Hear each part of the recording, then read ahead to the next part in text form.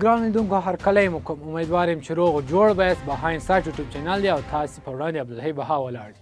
ګرانو لیدونکو لکه څنګه چې په تېر ویډیو کښې معلومات د فلسطین په اړه راټول کړي وه او دا معلومات موږ تر یوشع بن نون علیه السلام پورې راورسول چې بیا د دوهم ځل لپاره 500 کاله وروسته هغه خلک چې هغه غلامان و او په هغه دښته کښې له منځه ولاړه 40 کال ورباندې په هغه دښته کښې تېر شول او هغه نوی نسل په دې باندې بریالی سو چې فلسطین د دوهم ځل لپاره باندې فتح کړي. تر دې ځایه مو دا ویډیو را رسوله. غواړم اوس درته مخته تاریخ بیان کړم چې بیا کم پیغمبران راغلل، کم چې پکښې کې سلیمان علیه السلام شامل دی، د هغه پلار داود علیه السلام او همدارنګه نور وروسته عیسی علیه السلام پورې. دا چې هغوی باندې څه کیږي، آیا وروسته بني اسرائیل بیا غلامان کیږي او څوک یې بیا ژغوري، دا نو په دې ویډیو کښې غواړم تر تاسې پورې ورسوم. هڅه به دا وکړم چې ټول معلومات په همدې یوه ویډیو کښې درته راټول کړم چې ختم یې کړم. خو که چیرې بیا هم معلومات پراخه شوله نو یوه بله ویډیو به هم د همدې تاریخ مطابق در تاسې پورې در ورسوم، جوړه به یې کړم او ستاسو په وړاندې به یې کښېږدم تر څو تاسې د فلسطین په اړه پوره معلومات ترلاسه کړئ. ګران لیدونکو بها یوټیوب چینل مو لایک، سبسکرایب او شیر هیر نسي. زه دا ویډیو را پیلوو چې مخته په فلسطین کښې څه وسول.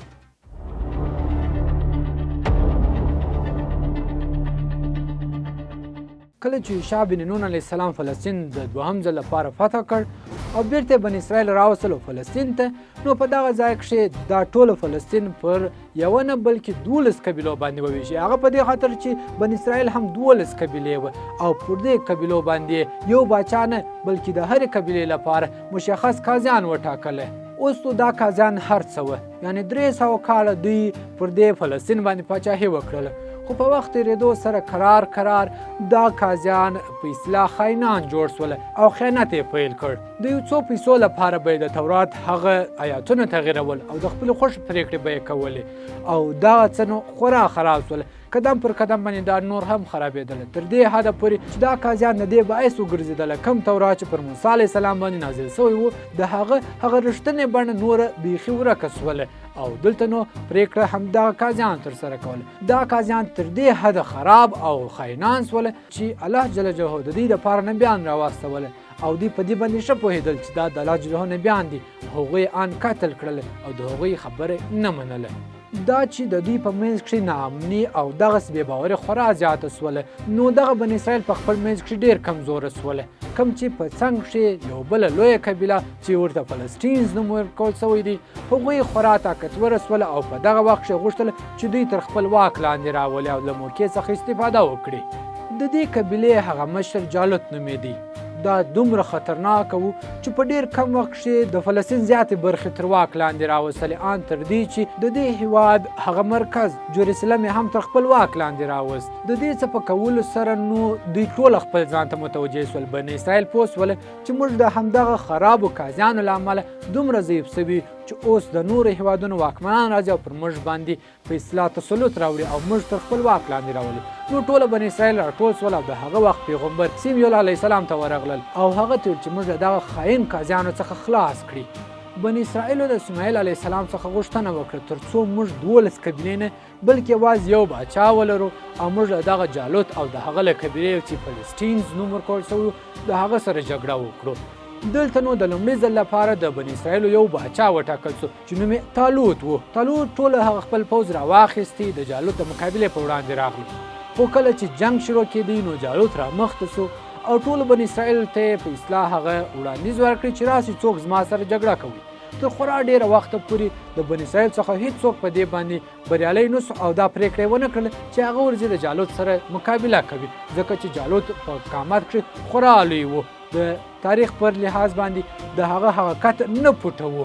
ځینې خلک په دې باور دي چې جالوت دومره لوی و چې ان لکه یو غر دومره کاتی و، خو دا په حقیقت کې درواغ دي، ځکه چې د هغه حاکم کت چې و نه پټه یاد سوی دی او دا په همدا اوس زمانه کښې هم دغسې یو کس ته چې نوم یې رابرټ واډلو و. د هغه کت ته په کتو باندې د جالوت د کت اندازه لګول کېدلی سي، یعنې دومره لوړ کت یې درلودلی. کله چې جالوت په میدان کې ولاړو او ټولو ته یې چیلنج ورکوي چې رامخته سئ څوک زما سره جګړه کوي، تر ډېره حده پورې د بني اسرائیل څخه هېڅوک رانغلی. خو بیا بالاخره یو ځوان هلک راغلی په نوم د داود. هغه غوښتل چې د جالوت سره مقابله ترسره کړي. ټولو بني اسرائیلو هغه ته دا ویله چې ته ډېر کوچنی یې او جالوت خورا لوی دی، ته د هغه سره مقابله نسې کولی. جالوت چې کله خپل په وړاندې داود ولیدی، داود کوم عادي کس نه بلکې داود علیه السلام دی کوم چې وروسته پیغمبر جوړ سو. هغه چې کله ولیدی نو ورباندې وخندل چې ته دومره ماشوم یې. خو هغه چې کله جګړه شروع سوله نو داود علیه السلام په خپل لاس کې ډبره سره وڅرخوله او سیده یې وروغورځول چې کوم د جالوت پر سر باندې وموښتله او جالوت پر همهغه ځای راچپه سو. کله چې د جالوت هغه ټوله قوم ولیدله، کوم پوځ یې ولیدله چې باچا یې په دومره اسانۍ سره له منځه ولاړی نو په هغو کښې یو ډول بیره خپره سوله. په دې وخت کښې طالوت پرېکړه وکړله چې نور پر دې باندې حمله وکړي. کوم چې د جالوت د قوم ټوله هغه مورال کمزوره سوی و نو د طالوت پوځ یعنی بني اسرائیل پر هغو باندې په چټکۍ سره حمله وکړله او ټوله قبیلې ته یې ماته ورکړله. کله چې دا جګړه ختمه سوله نو داود د یو جنګیالي په حیث باندې معرفي سو او ټولو په هغه باندې خورا ویاړ کوي. کله چې طالوت وفات سو نو تر هغه وروسته داود علیه السلام راغلی او هغه د دې ټوله فلسطین یوازینی باچا سو چې تر ټولو واکمن باچا و. خو وروسته څه کیږي، کله چې داود علیه السلام وفات کیږي نو بیا سلیمان علیه السلام د هغه زوی راځي. سلیمان علیه السلام ډیر طاقتوره باچا تیر سوی چې د هغه د باچاهۍ هغه مثالونه ورکول کیږي. هغه ته خدای پاک داسې طاقت ورکړی و چې پر پیریانو، حیواناتو او انسانانو پر ټولو باندې پاچاهي چلیدله. دا چې سلیمان علیه السلام خورا قوي و، د همدا طاقت څخه په استفاده باندې هغه په جروسلم کې یو ډیر لوی مسجد جوړ کړی چې اوس ورته ټیمپل آف سلیمان ویل کیږي. هغه یې په هغه وخت کې جوړ کړی. داسې ویل کیږي چې ټیمپل آف سلیمان چې کوم دی دا یوازې یو مسجد نه بلکې بني اسرائیل ټوله همدلته غونډې کولې او په اصطلاح دا یو ډول پارلمان ته ورته و، یعنی د پارلمان جوړښت یې درلودی. ټولې غټې پرېکړې له همدې ځای کېدلې او سلیمان علیه السلام خپل ټوله سلطنت له همدغه ځای کنټرولوي. د سلیمان علیه السلام تر مرګ وروسته رهبوم د هغه ځایناستی وټاکل سو او بني اسرائیلو دا پرېکړه وکړه چې دی به باچا کیږي. خو دا چې رهبوم دومره چالاکه او ځیرک نو لکه سلیمان علیه السلام چې کوم و نو په دې خاطر په فلسطین کښې نورې غوغاوې رامنځته سولې او د ده پر خلاف باندې بغاوتونه راشروع سول. دا بغاوتونه تر دې حده راغلله چې د سلیمان علیه السلام هغه لویه امپراتوري پر دوو برخو باندې تقسیم سوله. دوی برخې نو داسې تقسیم سولې چې په یوه برخه کښې یا په یوه طرف کښې یوازې دوې قبیلې د بني اسرائیلو پاته سولې او پاته نور 10 قبیلې چې کم وې هغه بل طرف ته ولاړلې.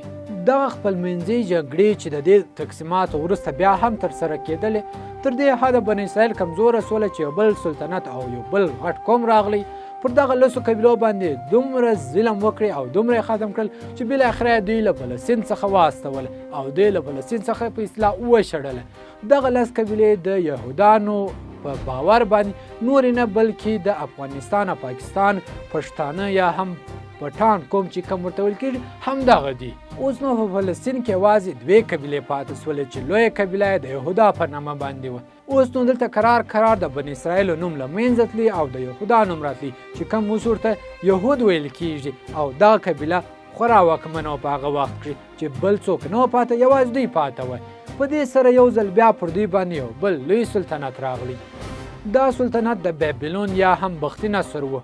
دوی چې کله راغلله پر دې فلسطین باندې حمله وکړله نو داسې تباهي یې جوړه کړله چې د فلسطین هغه ټوله نوي او جوړ سوي لوی اثار یې له منځه یوړله. په دې کښې د سلیمان علیه السلام جوړ سوی هغه مسجد یا ټیمپل آف سلیمان چې کوم و هغه هم په بشپړ ډول له منځه یوړي.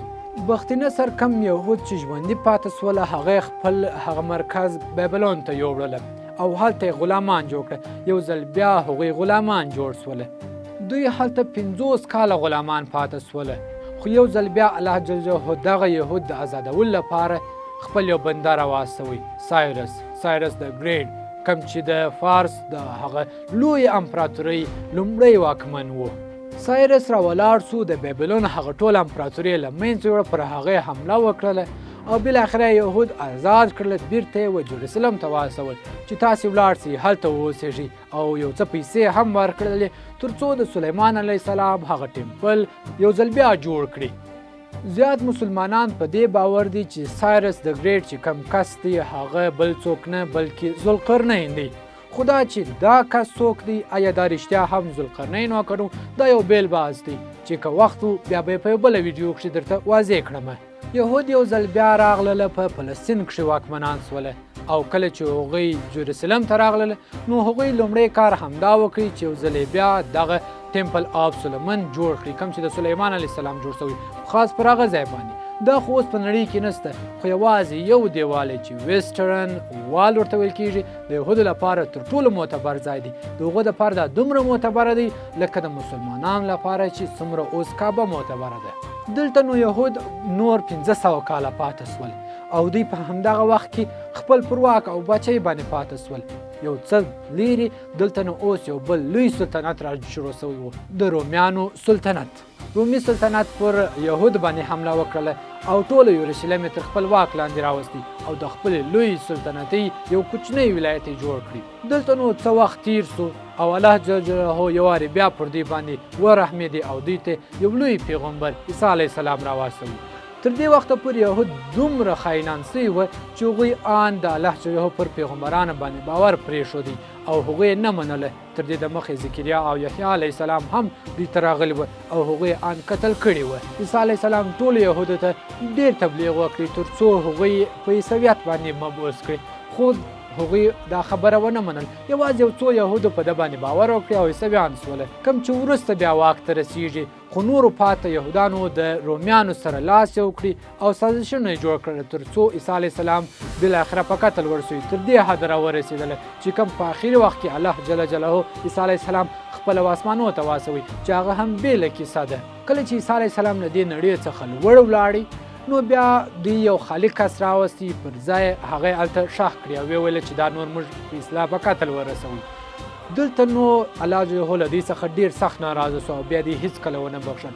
هغه په دې خاطر چې د عیسی علیه السلام راوروسته په یهودو کښې بل هېڅ پیغمبر رانغلی او دوی دلته په داسې قهر باندې ولړل سوله چې د رومیانو او یهودانو ترمنځ سختې جګړې رامنځته سولې او رومیانو پر یهودو باندې داسې حملې وکړلې چې یهود یې نو د راتلونکو 2000 کلونو لپاره له فلسطین څخه لیرې کړله، د یروشلم څخه ولاړله.